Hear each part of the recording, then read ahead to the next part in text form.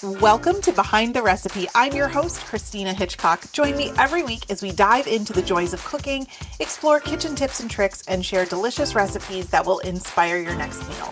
So whether you're a seasoned cook or just learning your way around the stove, there's something here for everyone. So today I have a very special guest with me, Corinne from Wonder Mom Wannabe, and we are going to talk about dinner without the drama. Welcome to the show, Corinne.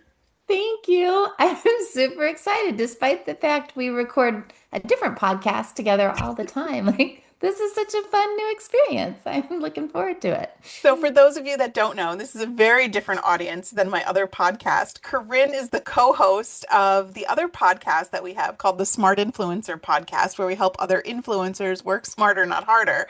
But today she's here with a completely different hat on, and we are going to be talking about dinner time without the drama. So, for those that don't know you, Corinne is also my work wife. So, True. if you notice, our dynamic is very very close here. Why don't you tell everybody a little bit about yourself and what you do in your other business? Sure. So my main site is Wonder Mom Wannabe, and I started that because like I just have felt like a pretender and everything. We talk about this on the other side about imposter syndrome.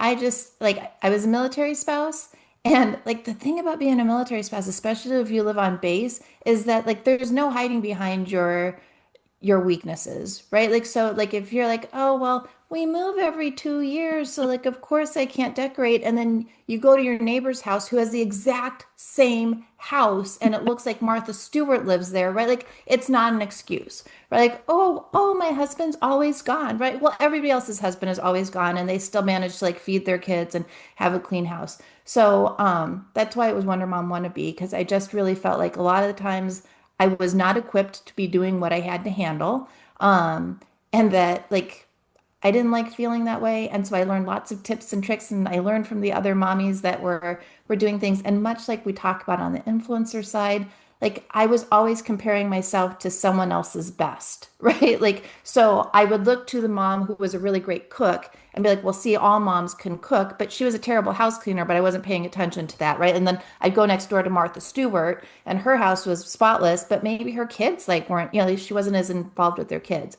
So like that was the impetus behind Wonder Mom Wannabe is like to kind of just pat us all on the back for surviving each day, and then sharing any tips or tricks or just inspiration, right? Like to get through all of that. And the reason I'm here today is because a lot of it is around mealtime. Like that is the like laundry we can let go a couple days. Dishwashing has to happen every day, but like the thing you've got to do every day, multiple times, in fact, is feed your family. To And keep so them it is a alive. yeah, it's a huge pain point. Like and I had 5 kids and they all were picky eaters in completely different ways. I had one vegetarian, one that didn't like vegetables, one that wouldn't eat cheese or any dairy products. Like so I struggle is real. So I have a lot of tips and tricks to share with that and I thought maybe those would be helpful. Awesome. Yeah, let's dive into it. So I'm I'm pretty lucky in the respect. So my family is much smaller than yours. I have one little picky eater. I've kind of zhuzhed him along the way in their 25 years of marriage. My son, however, will eat whatever I shove in his face. I love that your picky eater is your husband. Yeah. My son, he used to be a picky eater. There was a period of time, I'm not gonna lie, there was a period of time when it was just hot dogs and mac and cheese. Like I thought he was gonna turn into a hot dog there. He ate so many of them. But now he's to the point where I could just be like, here, try this and shove a spoon of he doesn't even know what into his mouth and he'll eat it. But yeah, so I kind of understand that getting my husband to eat different things. But let's talk about that. What are some of like what is your best strategy for getting a picky eater to eat? So I will share strategies, but I like want to talk first about the picky eater because I feel like there's, like, I'm woo woo. So like the mindset thing Yeah. is huge for me.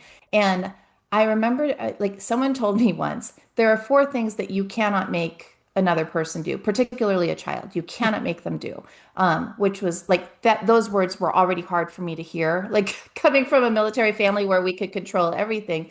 But there are 4 things you cannot make anyone do, particularly children. You cannot force someone to eat, right? Like, you cannot. If they really don't want to eat, you can't force someone to consume food. You cannot force them to sleep. Like Hmm. I wish I could, right? Sometimes I wish I could force me to sleep. You can't force someone to talk. If they are determined to not talk, you can't force it to happen, and you can't force them to poop. Like I just it will happen or it will not, but you cannot force you cannot make it happen just because of your sheer will. And I know there Um, are moms listening that are shaking their head yes to all of those items. And if you think about like where we have angst as a mom, right? Like or like like where we get into like these tussles with our children growing up, like those are the areas, right? Like where we're nervous, are they going to talk? Are they going to, do these things and what timeline? And Yeah. then trying to get them to do these things when, when and how it's convenient for our And family life. and to keep up with the Joneses, right? You're in these mommy Right. groups with kids who are all the same age, and little Billy is ahead of all the markers, and you're trying Right. to get your kid to keep up with little Billy or Susie or whoever. And then especially when like us, like if you've got any type of alpha personality, it like gets it compounds, it becomes a Yeah. really big problem. But I think before we get to any strategies, like to own that piece of information, right? Like we're gonna do that. So you cannot make them. Hmm. But the best that we can do is to set the conditions that make it more likely. That's what we're aiming I for. like that. So, and the reason I want to say that is that whole Wonder Mom wannabe mentality is because I'm going to share a lot of strategies and recipes and things like while we talk today.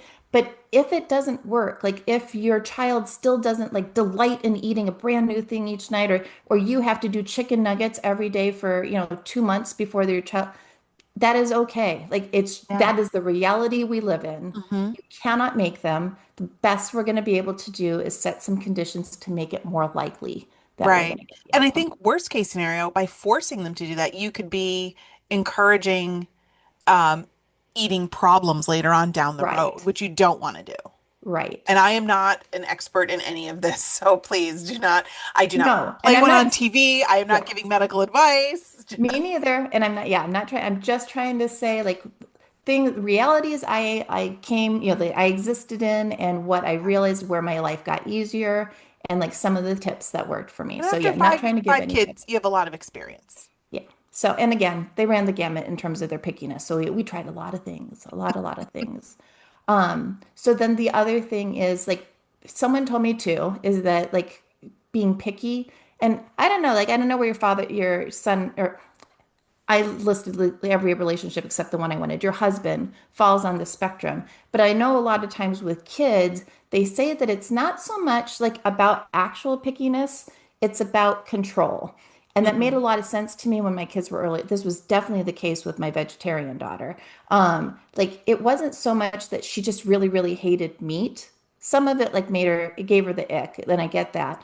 But it was more about like everything else in their life was controlled. And particularly in our life as a military household Right. where like we were told where to live, like there were so many rules if you lived on base about how you could do things, what you could do. So much was controlled by their environment and then by their parents that this was like again because we can't make them do those four things. This was one place they could really buckle down, right, and like have some control. Mm. So sometimes it's more about that. So my like strategy wise, I feel like if that's your issue, like if you've identified that's kind of the issue, the things that really work well there is to take that battle away from the dinner table, Mm. like before you sit down to the meal. So, and like that looks like letting them have say in what is going to be served, right? Like, so maybe asking them earlier in the day, what side dish do you want? Maybe like if you do your meal planning once a week, pick a day of the week, right? Like, what meal do you want for one day of the week? But involving them in that process, Yeah. letting those little, like having control occur earlier before you're sitting down and trying to Right. like force them to take a bite of something. Does that make sense? I Yeah, think. absolutely, 110%. It's with my husband, it's a little different because because he's older. I, he's not going to do Right. some of those things. Yeah. But I have found that if I ask him, like his big thing is like his vegetable repertoire is very limited. So I'll ask him, I'm like, well, is it cauliflower in general that you don't like, or you don't like the way I prepared it? So we could Right. try different things like that. And he's like, oh, well, maybe try doing it this way. I might like it better, Right. prepared a different way. So yeah, getting involved, I think it definitely makes a big difference. Well, and that was one of the other like strategies that I used is I call them flavor savers. Mm, So like I like my kids had different flavor savers. So ironically, I had one child that didn't like cheese, but I had one child that would eat almost anything if you'd put cheese on it. So my Uh-huh. vegetarian loved cheese. Yeah. So if like veggies, that's how I would do it for my vegetarian also didn't like vegetables. Like, let's just be honest. Like she would eat them. She wasn't anti-vegetable like my youngest son, but she didn't love vegetables. She just wanted to eat carbs all the time. So Okay. I would get her to eat more. And for me, it was the bonus because she got some protein and calcium too. I Hmm. would just put cheese on everything that she ate. Right. So, and then my one that wouldn't eat vegetables, we finally found like two vegetables he would eat, and he would eat them as long as he could slather them in ranch dressing. So, like some of the, like, if you can find a thing, like, my older son loves garlic and herb, like he loves that flavoring. So, as long as Yeah. he could have that. Later, my kids really like the everything bagel spice. So sometimes if you can find those flavors that they like, and if you have to portion it, right? Like my granddaughter loves ketchup, but she would have like a meal that's 90% ketchup and then 10% the food. So my daughter has to portion control that for her. But if you can find those things, right? Like Yeah. that, like you said with your husband, like if you can find a way that they get a food that maybe they don't love, but you can make it palatable to them by adding something they really do like. Hmm. Yeah, so those were like our flavor savers. And then also they'd have foods that they liked. I try to like incorporate something that they liked into the meal. So I wasn't going to short order cook it. I wasn't making a separate meal for everyone, but I'd find out like my daughter really liked carbs, like I said. So she really liked bread or noodles, right? Like if I had one of those at the meal, we could get her to eat something else. Like, so like just having like working with them a little, you don't have to make them a whole separate meal, but Yeah. sometimes if like you're showing up for them in the way that you like, I see you, I acknowledge, your preferences. Sometimes that makes it a little bit easier to get them to eat the other things. And then Susan, Susan, Hmm. another blogging friend just happens to be my best friend, like in real life, like outside the virtual space. She shared an idea with me that I loved, and it's very Susan like just very logical. She had each of her kids when she was growing up tell her like their least favorite meal. Everybody got one, like it was the meal that they would not eat no matter what. They're not eating it. Yeah. And she would not make that meal when they were home. Like she just took it out of rotation. They were allowed to pick one, so you couldn't just say no to everything. So you get But your veto card. yeah, you got your veto card, and then that, like she would only make when that person was on a sleepover, right? Or, wait, at camp or whatever, right? Like, Yeah. or had soccer practice that night and had to eat separate anyway. So, Yeah. like to respect, because again, it's that issue of control and like feeling like you're being seen and heard. Like it goes much farther, I think, than we give them credit for. I think because for me, like my mom did that when we were growing up, right? My father, he was a Vietnam vet, hated SOS, right? Chipped beef on toast. Oh, Hated it because he always had it in the military and it was just there's no way he would eat it once he got out of the military. So we only got to eat that when he wasn't home for dinner. So for us it became a treat. Right? yeah, Ooh, dad's not home. That means we get to eat right. this. It's kind of like having breakfast for dinner. Like it Yeah. becomes a treat when you don't do it all the time. So, you could kind of reverse engineer that in your family. And if you follow that strategy, you can make it a treat for everybody else. That's true. We have one that my girls really like cream cheese. Hmm. And they love, so we make these spinach cream cheese. It's like it's not good for you, but with spinach and cream cheese wrapped in crescent roll. Hmm. They love it. It's like one of their favorite things ever. But my boys, one doesn't like cheese, the other doesn't like vegetables. So we could never ever make that. And it is like when it's the three of us, when it's just the girls together, we make that every time. And it's a treat. They're Yeah. like, oh, it's the meal we never get to have. Hey, you just got to make it fun. Yeah. So Yeah. yeah, that's a That's good. awesome. I love that. I love that idea of like giving everybody because they do feel in control when they have that veto card and they can just say like, nope, mine would have been curry rice when I was growing up. My mother made this curried rice that I found to be so disgusting. I Oh, hated it. And she's like, now that I'm an adult, she's like, you do realize I've only made that like once or twice. that's right. You're like, that was enough. And in me, it was like, no, you made it like every week. It just created, it imprinted so hard on my brain that I hated this. Well, and mine is hot dogs. Mine Oh, is hot dogs. To this day, I'm in my 50s. I cannot eat a hot dog. How Like can we it be friends? literally, like every time I've tried it, it makes me, I'm not even going to say the word, but it is horrible. It makes me physically ill. That's so funny. I I love can't a eat good hot them. dog. On I the know. grill. Oh, perfect. A little burned. Perfect. I wish that I did. And then the weirdest thing about it, and this is why like I would never force my kids to eat something because they do make me physically ill. And there's no logic to it because I can eat sausage. I can eat bratwurst. I can Mhm. eat breakfast sausage. I can eat Italian sausage. I just can't do a hot dog. Like in my brain, it doesn't make sense. Well, it is what it is. Sometimes we just, we have this preconceived notion of Water you were course. probably given a bad hot dog as a kid and it just ruined you forever. I know when it happened. It was in fifth grade. We watched a stupid video about it, and Oh, it was just like the you perfect don't ever look storm. at what's going on behind the curtain. This is why I will never watch a documentary about chicken because I eat way too much chicken. I Yeah, can't you have it can't. ruined for me. Sometimes ignorance is bliss. You Agree. just can't look behind the curtain. Agree. Yeah. So what other tips do you have for us? All right. So the big thing, and this is where and I'd go in and out of these phases, but that short order cook thing, right? Like, because there were times like my husband would be gone, I did not want to fight over another meal. And it was just easier to make four different meals, right? Like to make Yeah. four mini meals. But you can only do that once or twice before like you're burnt out and you're mad at everyone. Like Yeah. I would just be mad at everyone. So if that's the reality you're existing in, right? Like where you feel like no matter what you put on the table, you're going to get complaints. And like that was it. I just was so tired of being complained at by my children. Uh-huh. Um, then like these flexible meals became like my saving grace.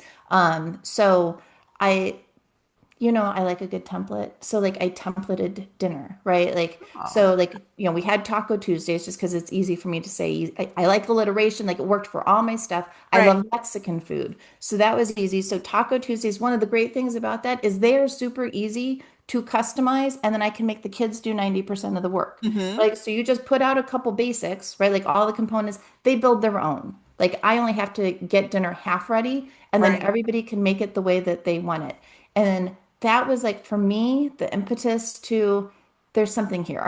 Hmm. Like I liked this. I only had to make half of dinner and I got far fewer complaints. So we took that Amazing. and like that became like my base template for so many different meals. So like rice bowls, like we would do it with Asian food. So I could have my cauliflower rice. They could like I or brown rice depending on what diet I Yeah. was following at the time, or you could have white rice. My vegetarian, actually, she loved rice. So I like, but you could do rice, you could do lettuce, right, as the Right. base of it. And then like I just always made sure that there were a couple different vegetable options as part of these like assemble your own things. Right. So that hopefully, like again, we're just trying to Yeah. increase the chances Yeah. that they're going to make good choices. Yeah. And then they could assemble their own. And then if you've got a kid that really likes the protein, they get more of the meat and they're not tied into like I still love a good casserole. That was always given my choice, I would just make casseroles all the time. You just throw everything in one. And my kids hated casseroles Hmm. because they preferred this, right? Like they wanted Right. more of how much of each thing they got, how much seasoning they got. So yeah, so make your own pizza night is good for this. Like I said, the rice bowls, sandwich night, like we would do that a lot. Like that was, I don't like breakfast food. So breakfast for dinner wasn't like a big thing in my house, Hmm. but sandwich nights were. Hmm. Um, so we'd put out sandwich fixings. And the thing I liked about that too is I like a good lunch. Like I rather eat my bigger meal in the middle of the day. Hmm. That was harder when the kids were in school. But for me, like they'd go off and I'd have leftover dinner that I could have for lunch the next day. So sandwich night that's great. And then my other one was muffin tin meals. And this works really well when you Oh. still have little kids.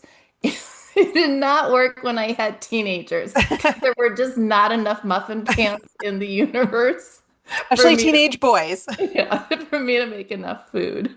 But I did really love the muffin tin meals because everybody kind of helped assemble before we put it in the oven. I love Um, that. and yeah, again, they could kind of customize how much of what things they were having. Yeah, I have this recipe on my site for chicken pot pie puffs. Yeah. And when my son was, even now, he'd probably like devour a half a dozen of them if I made them.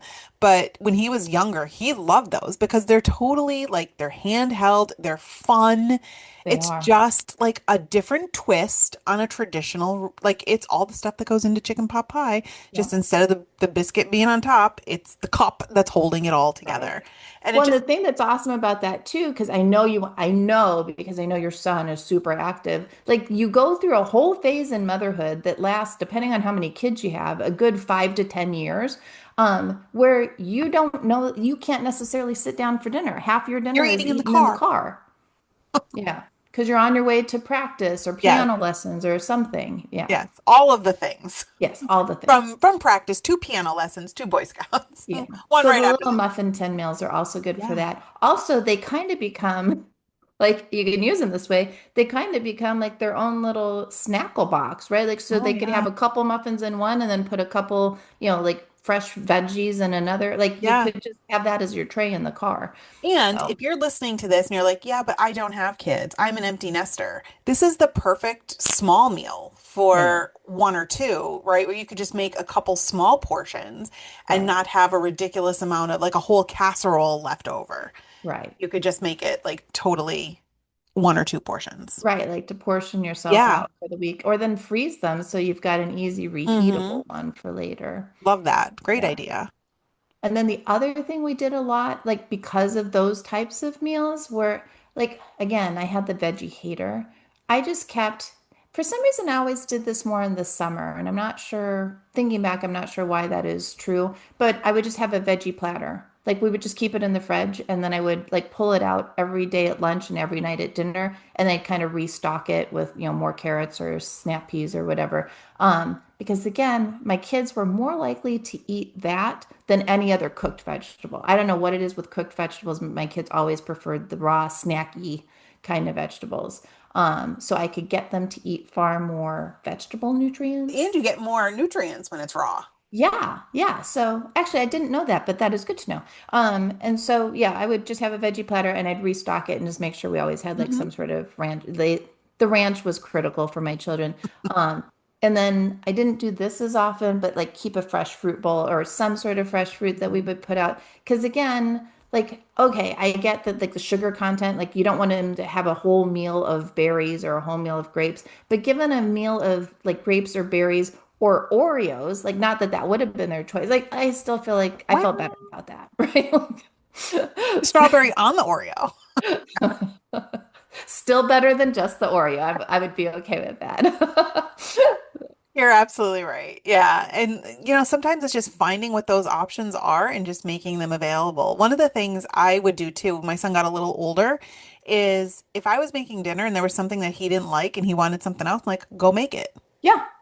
Like, Yep. you don't have to do it all. Like, my mother-in-law, God love her, the woman was a saint, but she was the short order cook. She had Yeah. three boys. And so many nights she made four dinners, one for her and her husband and one for each It's boy. not happening. Yeah, Yeah. it doesn't happen with me either. I'm like, there's a couple things Chrissy doesn't do. She's not a short order cook and she doesn't iron. Like those are like the two things. You got to go to your mom for those things.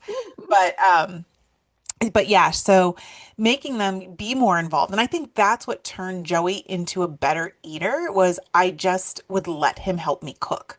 And when Yeah. he got to be involved in the process, he learned to try more things and see what his concoctions turned into. And I think he had fun with it, and it just opened many, many more doors. That was actually in my notes because I prepped notes. I wanted to make. I don't know why I was worried I wouldn't have enough to say, but I like prepped my notes. The next section was getting the kids involved. Oh, there we go. Segue. And yeah, because And I did. just as an Okay. aside, Joey's like right here in front of me making faces. He's like, He's like, go yeah, yeah, I right did, Mom. Yeah. So yeah, I especially my vegetarian was the only one that really took me up on that. I'm like, you can make your own. And for her, I just had like two rules. Like I had to approve it first, whatever she was making, because you ahead. weren't going to make like a pizza for dinner when everybody else was having to have pot roast, right? Like so, like I had to approve it, and we had to eat as a family. Like they had, Yeah. however it was that they did it, they had to time it so that it was ready to eat when we were all sitting down to eat. Yeah. But yeah, the kids can do more than you think. But I did, for the purposes of the notes, kind of break it down like by age, like what Yeah. is age appropriate for kids. So like even when they're like, because my granddaughter can help with this. She loves to wash She loves like they Mhm. love to play in water. So she Right. loves to wash the fruits and vegetables. The tearing of lettuce, like if you're having salad or need it, she likes to do that. Or the like snapping green beans. I had never in Mhm. my life have made green beans in a manner like we did. I do that with asparagus. I don't know Right. why. I guess I've never made green beans properly. I'd never in my life, but yeah, that's an age appropriate thing for toddlers and preschoolers. Like just choosing between the options, like for the veggies. So like if you're like, I don't know if we should have broccoli or cauliflower, like just making that choice. Mhm. And then hopefully once they've made it, right, they eat it. And then like adding, like once you've measured things or as you're measuring, like adding things to the bowl. Like that was, I think, the very first thing I ever did with my kids. Like when we would bake, they'd Yeah. add stuff to the bowl. And when you involve them, right, like they're Yeah. more excited about what they, because they're like, I helped make it. Yeah. So, I remember um, Joey's first interactive thing was it was Thanksgiving, and I literally put him on a step stool across from me, gave him a cutting board and a butter knife, and we were making stuffing, and I'm like, cut the bread. Cut the bread for the stuffing. And he just sat there with his, they were not the nice little cubes that I like. So it right, like it does make my OCD twitch a little bit.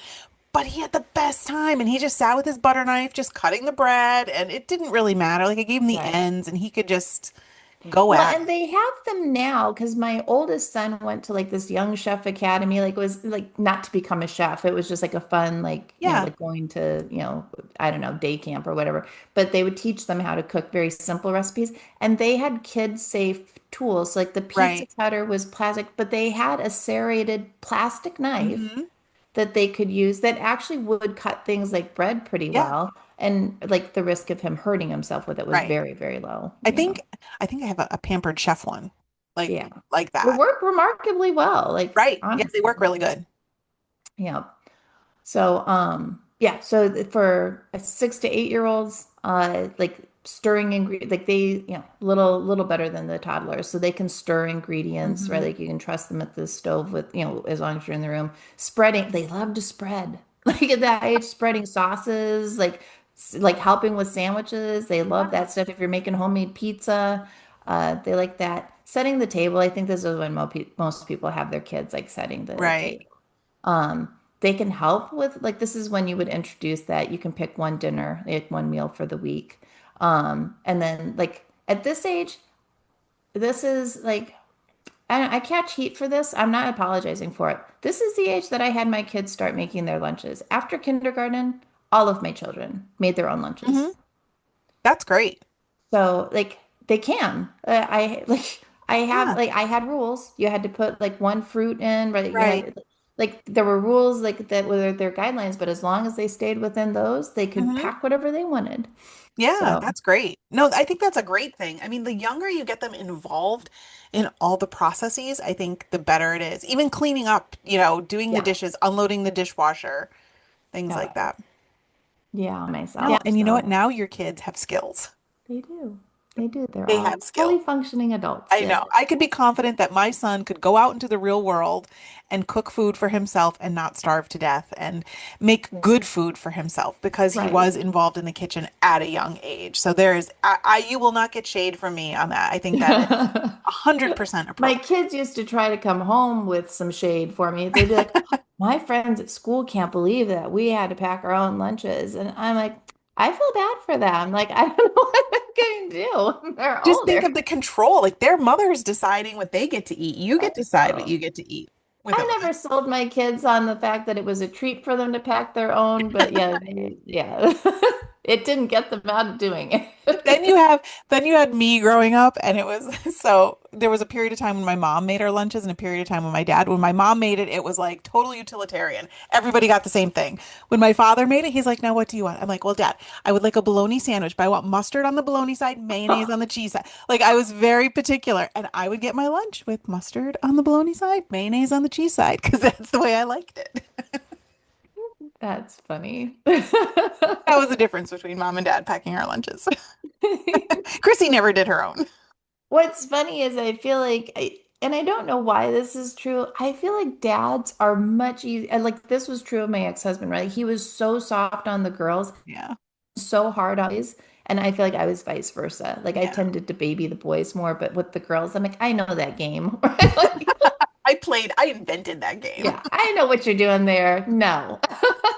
You are true. You are right. You're absolutely right there. So do you have any other strategies for us? Um, let's see. Let me consult my notes. Oh, I do have a couple like time-saving hacks. I think I talked about one of them already, like the theme nights, like the Hmm. because I am big on decision fatigue. I hit it Yeah. very early. The more people in your family, I feel like it because as moms, it's not just our kids. We got to make decisions for Oh, ourselves. We for got to make everything. decisions for the children. We got to make the decisions for the house. We Yep. got to make the decisions for your husband. Like I hit decision fatigue before lunch, like on a daily basis. Yeah.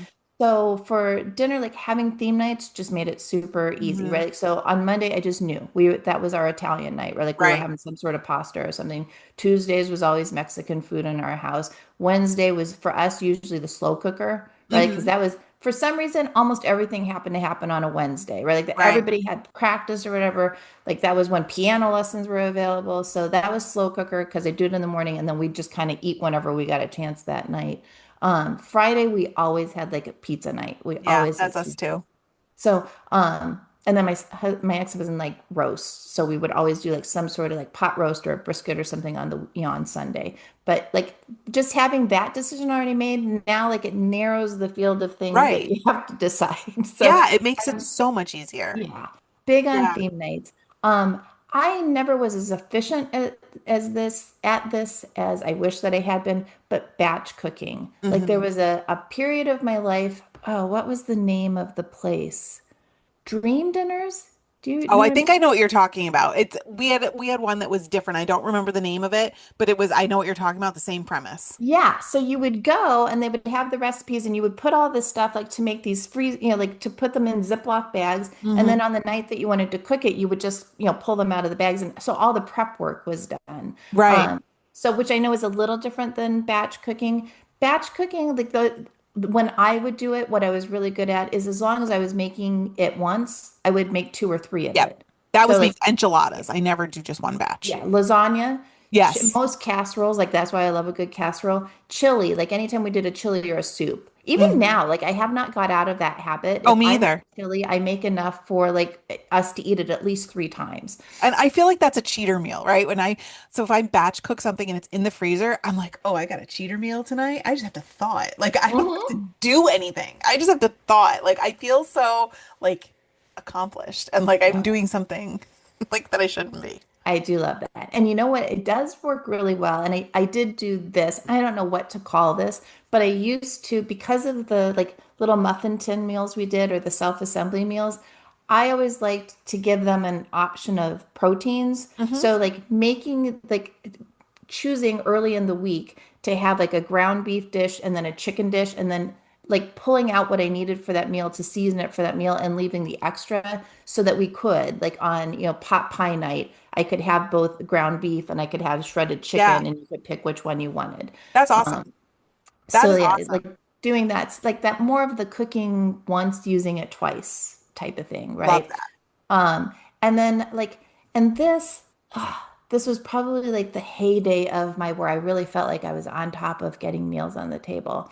I had sat down and I was like, you know what? I am coming up with 30 meals that we all like, right? Like Right. on that we don't all love, right? Because I that would be I wish that that existed, but like I can get it on the table, and for the most part, everyone will eat it. So came up with like 30 of them, and then set up my grocery list so that like I could, like do it in a 4 week rotation Hmm. essentially, so that by the time we got to week four, I would just reorder, like I could just check off the things where I had and do it again.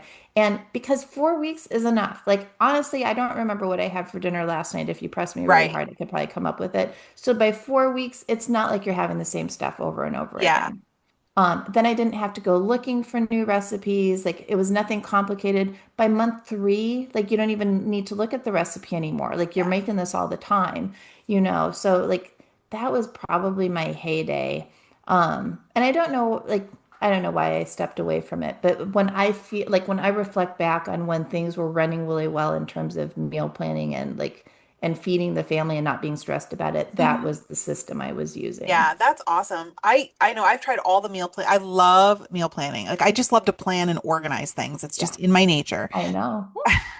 I know you know. Mhm. But I had this meal planning book that I'd gotten a few years ago. And so you wrote the meal plan on one side of the page and it was actually perforated. And the other side of the page was your shopping list.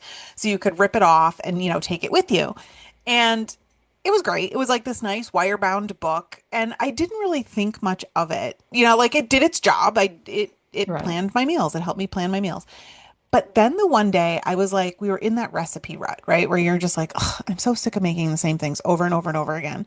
And I had the book sitting in front of me. I'm like, what am I going to have? And I started going back through the meal plans. And I'm like, that was a Oh, treasure trove of information I'll bet. because I'm like, ooh, I forgot we made that and we really liked that. Yeah. So then once I realized that this was like a gold mine, I started like marking like stars, like it's a keeper, next to the things that we like. And the ones that we didn't like, I just X'd out because like some are winners, some are not Right. as you're trying new things.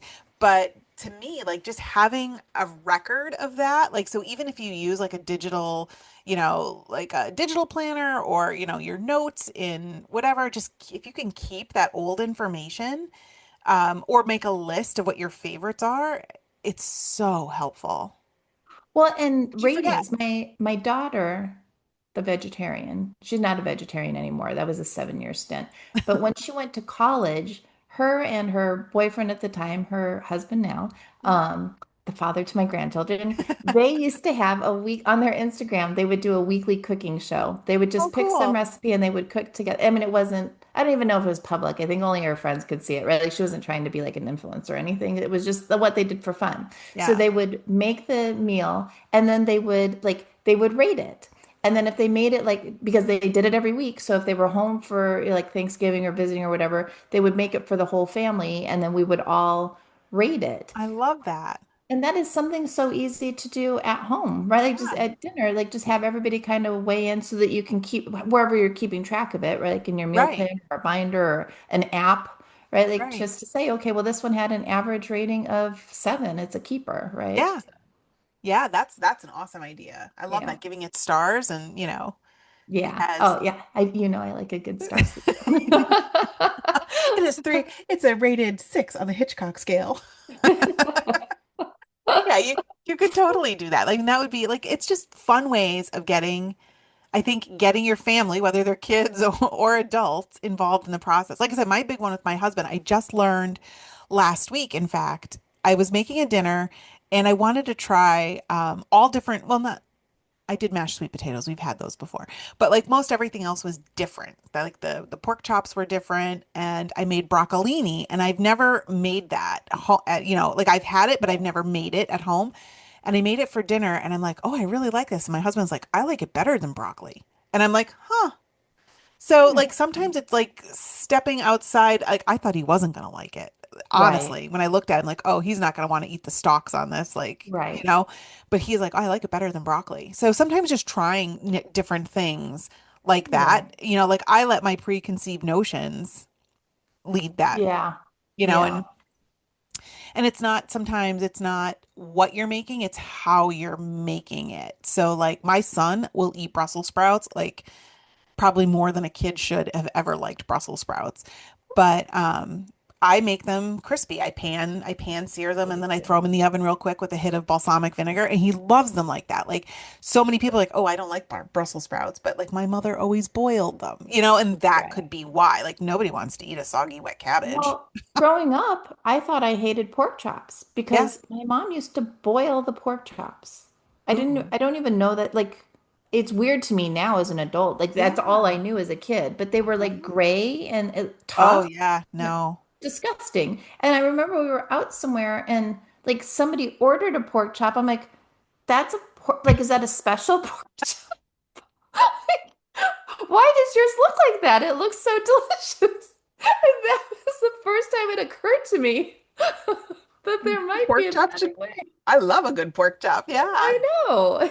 It's so funny, like these habits and these things that we get into as a kid. Like I would probably like that curry rice now as an adult, but just when I was a kid, it was like it was a big no-no for me. I should probably try it again. Well, But and I, curry is a strong flavor, so depending. Well, and I don't know, like I think my taste buds have changed over yes. time. And that's the other thing too, is your taste buds evolve. Like I Yeah, like things now that I never would have eaten as a kid. right, So I think it's important to keep putting foods, and offering those different types of foods to your family because, things change. right. But learning how to cook with flavor, like you mentioned earlier, like bringing in different seasoning blends is a game changer. Yeah, And yeah, that is huge. I've noticed, like, and I know I say this in a lot of these episodes, but the reason why people feel their food doesn't taste good is they are not seasoning it. right. You have to season your food. You have to.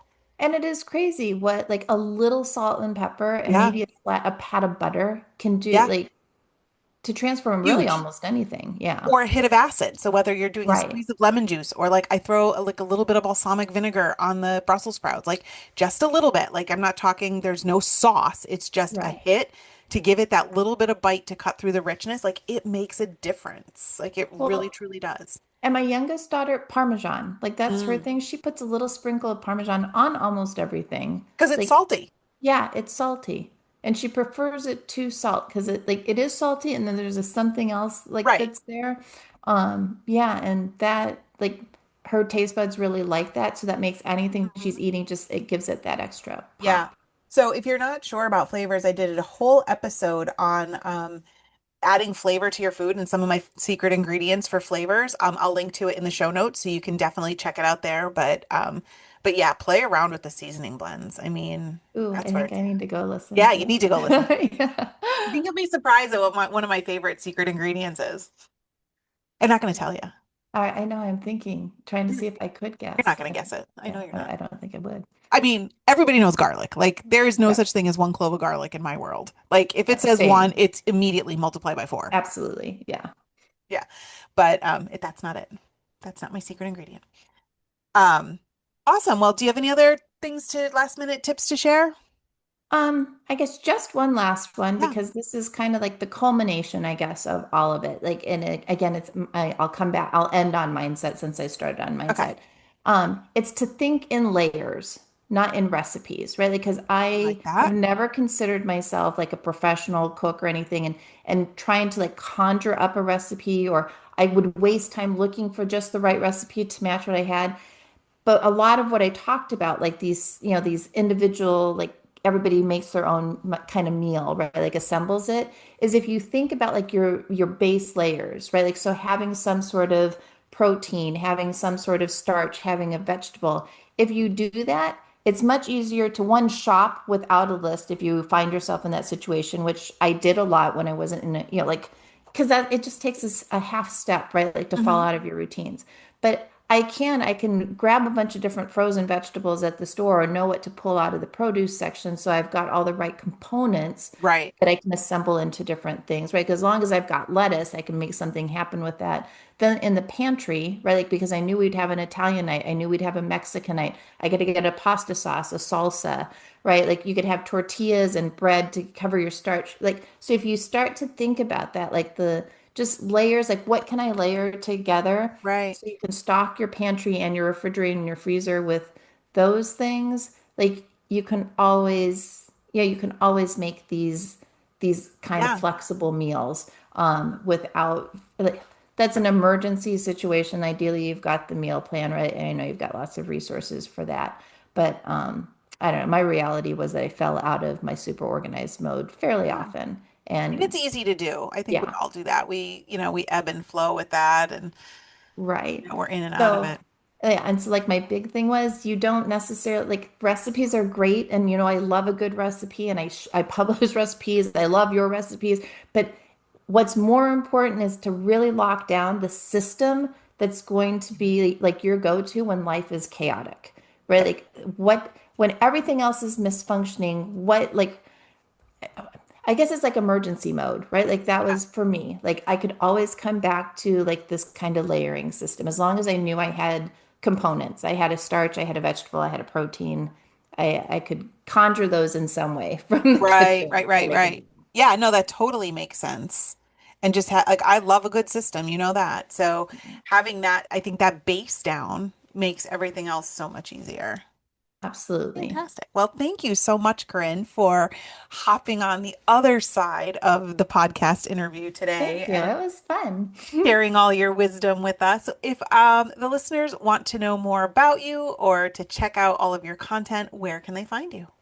You can find me at wondermomwannabe.com.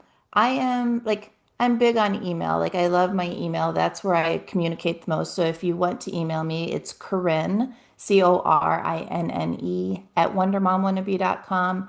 I am present on Instagram and Facebook at Wonder Mom Wannabe, but for complete transparency, I have an assistant that helps me Don't go there for monitor her. that because I like, yeah, social media is a black hole for me. So I don't, if you PM me there, it's less likely that you're going to get me responding in a timely fashion. So. And Corinne, you have a product, Stress-Free Family Dinners. You want to talk about that real quick?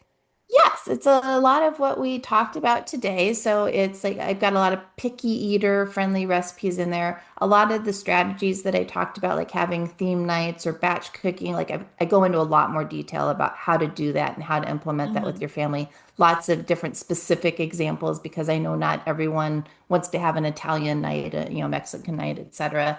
Time saving strategies, I think I dive a lot deeper into that because for me, like that's what I value. I Yeah. value time. So there's a lot of saving strategies. And then I've got a couple of free meal planners in there. So like I like pen and paper. So there's a free printable one if you want to do that. There's a free digital one if you prefer to like do things on your phone or from the computer. And then a guide full of like a bunch of dinner ideas. So if I love it. you like are just like, well, what's for dinner? Like, I don't know what to make.